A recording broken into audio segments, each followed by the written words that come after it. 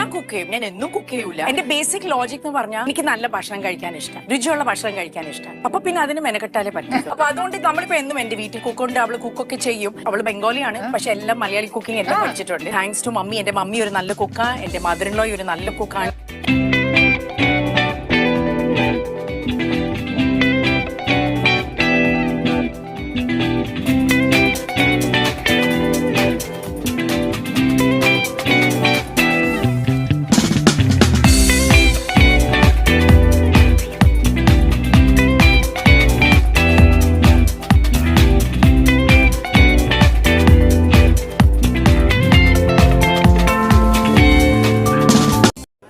ഈ പത്രിയിലാണോ പേരെഴുതി വെച്ചേക്കണ?